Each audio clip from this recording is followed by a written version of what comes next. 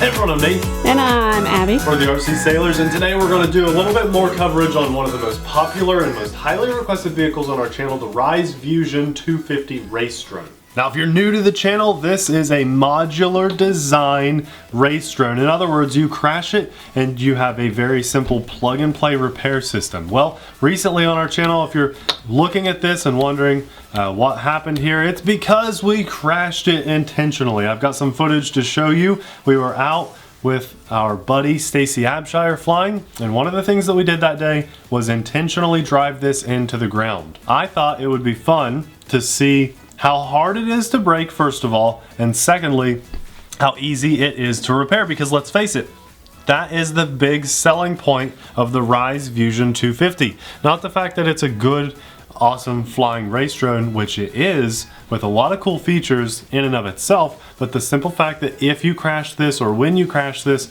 how easy is it to repair? That's the big selling point. One of my biggest issues with race drones in general is the fact that there's so much soldering and tinkering to do on them to get them in the air. And for me, I don't have a lot of time to do that. So to have something like this be able to repair it so quickly if I do crash is a dream come true. Not only that, but this is a 100% ready to fly unit, which is impressive. It comes with the goggles, the transmitter, everything you need. We've got other videos covering that aspect of this drone, but today we're going to show you how easy it is to repair.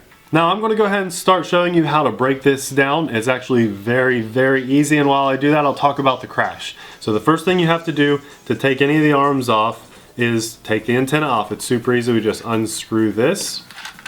Okay, set that off to the side, and there's a front shell on this drone right here. It has 4 screws holding it on, 2 on each side. We've got 2 Phillips over here and 2 on the other side. I've already taken 3 of the 4 out just to speed things along here. It's super easy. So we've got 1 Phillips left. I'm just going to go ahead and unscrew that. I should have my rubber work mat under me, but I don't. Okay, now all of the screws are off. Again, 2 here, 2 here, and I'm going to just pull up a bit on the top part, pull down a bit on the bottom part, and that pushes it up over the little clips that it has, and then it slides right off. Now we have access to our little hex screws in here. You will need a hex screwdriver. This is a T8 and it fits perfectly. While I do that, I wanted to talk to you about my crash itself, because I had mixed feelings about it, and I know Stacy Abshire and Abby, while we were out, also had mixed feelings about it, because we were expecting to be able to maybe start with soft crashes on the ground and work our way up to harder landings, so to speak. Well, the arms broke on my first crash, but the mixed, and I was a little disappointed in that. The mixed feelings about that, however, are the fact that I had to intentionally crash it. I let it flip and fall out of the sky with no throttle when I never ever would normally do that. And so I've flown this probably 25, 30 times maybe before that crash with no problems at all, not a single crash, no issues. It flies really well, no control issues or anything. And so for me to actually break an arm, I had to intentionally drive it into the ground. Now when I did that, my arms snapped. The little arm frames here, you can see, snapped pretty bad. They weren't this bad. What I did just for fun was try and still fly, and do not do this. Do not do this on your own. If you break an arm or prop, it's time to replace it. But I wanted to see, could it still fly? Was it still functional? It was. The only thing that broke was the plastic frame here, just slightly on both sides, this upper frame. And the reason it did that is the screws stripped out of the frame here, and that pulled these apart. The motors, the ESCs, the wiring, the lighting, all of that was still functional and very strong. Again, if you break something, don't try and fly it. It's time to replace it. Now, at first I thought, oh my goodness, I'm gonna have to pay 30 bucks for each arm. That's $60 just for that little crash. But then I hopped online and I realized you do not have to do that. You don't have to replace the entire arm. Now, granted, that is nice that they offer this arm or the back ones for 30 bucks each about. And by arm, you mean everything. I mean lights, this. motors, everything. That's right, everything in here, one cohesive unit. But then I looked online and I realized, oh, nice. You can buy just this plastic part of the arm for like $1.50.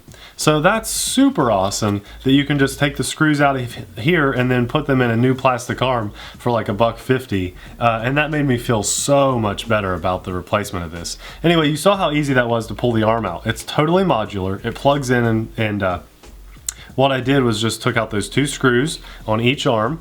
Pull this little guy out. Orientation of the arm is super easy because the lights on the yellow face the front, the lights on the black face the back. So you never have to get confused as to which side is which side, and then there is a bit of a curve here too. So we'll set our broken arm to the side, and I'm going to pull over my new arm, plug this guy in. Which is the $30 modular This is the $30 modular setup, that's right. But I'll probably buy another one for $1.50 and just replace that arm, and then I'll have another one ready to go if I need another crash. I like the idea of that, you know? If I'm out on the field, just like replacing a prop, if you break one, you got spare props. Well, I'm gonna keep a spare ready to go arm. So I'll pay $1.50, get a new arm, and then have another one, boom, ready to go. I can just plug it right in. Because as he said, nothing else broke on that arm. Exactly, it was totally functional. In fact, I have flight footage of it hovering around and flying, and then I intentionally tried to crash it again while it was flying to try to break it more. So with a matter of just 4 screws on the body and then 2 screws underneath, you can replace an arm, and it's really that easy. I mean, it just makes me smile because I hate soldering and I'm so bad at it. And so this system is, I'm telling you, an absolute dream come true. People have been asking me to do more with this since we've done it, and I'm sorry that it's taken so long to get this back out. We've been super busy and the weather's been nasty. But can you guys believe how easy this is? I mean, isn't that so impressive? Just ever so slightly disappointed in the durability of it, but also very happy about how easy this is to replace something. So once we have our 4 hex screws in there nice and snug, don't over tighten them. We want to just spread the plastic parts out over that arm, snaps in place. Then we put our 4 Phillips screws back in here. So once we have our 4 Phillips screws back in, we just pop our antenna back on here. Just screw that little guy in. And our quad is now, let's get some lights going on it. Ready to go. Those are the new arms. We have lights, we have power. Nathan, you turned your quad on without the transmitter being on. I know, I shouldn't have done that. How dare you? I shouldn't have done that, but I knew that this one was okay. I've done it before with this guy, and I knew it was safe. I had to give you a hard time. It's fine, it's okay. I'm glad you did, because that's right. Transmitter usually goes on first. So anyway, super easy to repair. I'm very happy. Just how easy that was to fix, completely overlooks the arms breaking. I wish it was a little tougher, but you know, like I said, it took me intentionally crashing it hard to break it. I've been flying it a bunch up until that point, and had no issues of durability or flyability at all. So I'm very happy with this. What do you guys think? Do you think that the modular system is the way to go? Because I do. Would you like to see a modular system with maybe carbon fiber framing? You know, what do you think about this type of setup? Let me know in the comment section below. I'd love to hear from you.